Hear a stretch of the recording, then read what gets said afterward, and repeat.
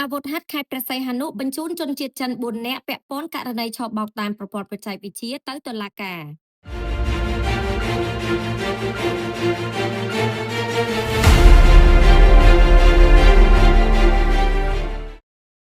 កងរាជអាវុធហត្ថខេត្តព្រះសីហនុបានបញ្ជូនជនសង្ស័យជនជាតិចិនចំនួន4នាក់រួមជាមួយនឹងវត្ថុតាងពាក់ព័ន្ធទៅសាលាដំបងខេត្តព្រះសីហនុដើម្បីចាត់ការតាមនីតិវិធីពាក់ព័ន្ធករណីឆបោកតាមប្រព័ន្ធបច្ចេកវិទ្យា Online Scam ការបញ្ជូនជនសង្ស័យទៅតុលាការធ្វើឡើងបន្ទាប់ពីកម្លាំងជំនាញនៃការិយាល័យស្រាវជ្រាវនិងបង្ក្រាបបទល្មើសកងរាជអាវុធហត្ថខេត្តព្រះសីហនុ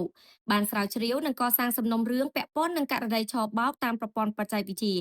ជនសង្ស័យទាំង4នាក់រួមមានអ៊ូតៃស៊ីនអាយុ31ឆ្នាំវ៉ងហ៊ូហ៊ុយអាយុ35ឆ្នាំទៀនយ៉ាវអាយុ26ឆ្នាំនិងឈិនហ៊ុយលីអាយុ36ឆ្នាំក្នុងប្រតិបត្តិការនេះសមត្ថកិច្ចបានបញ្ជូនវត្ថុតាងពាក់ព័ន្ធរួមមានកុំព្យូទ័រយួរដៃចំនួន8គ្រឿងទូរស័ព្ទដៃចំនួន8គ្រឿង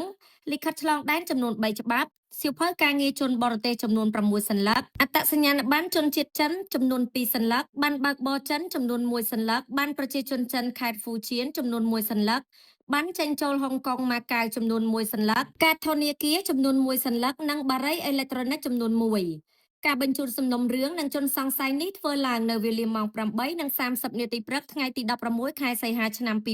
2026ក្រោមការចង្អុលបង្ហាញរបស់ឯកឧត្តមនាយឧត្តមស្រីសៅសុខាអគ្គមេបញ្ជាការរងនៃកងយុទ្ធពលខេត្តភូមិន្ទនិងជាមេបញ្ជាការកងរាជអាវុធហត្ថលើផ្ទៃប្រទេស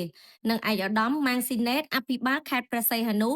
ព្រមទាំងក្រោមការដឹកនាំបញ្ជាផ្ទាល់ពីលោកឧត្តមស្នេហ៍ត្រីហេងប៊ុនទីមេបញ្ជាការកងរាជអាវុធហត្ថខេត្តព្រះសីហនុករណីឆបោកតាមប្រព័ន្ធបច្ចេកវិទ្យានេះពាក់ព័ន្ធនឹងទីតាំងបូរីលើសិនស្ថិតក្នុងភូមិ2សង្កាត់លេខ1ក្រុងព្រះសីហនុខេត្តព្រះសីហនុ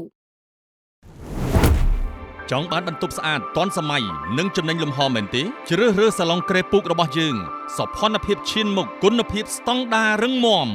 ផាសុកភាពនិងទំនុកចិត្តគឺនៅទីនេះកំងឥឡូវនេះ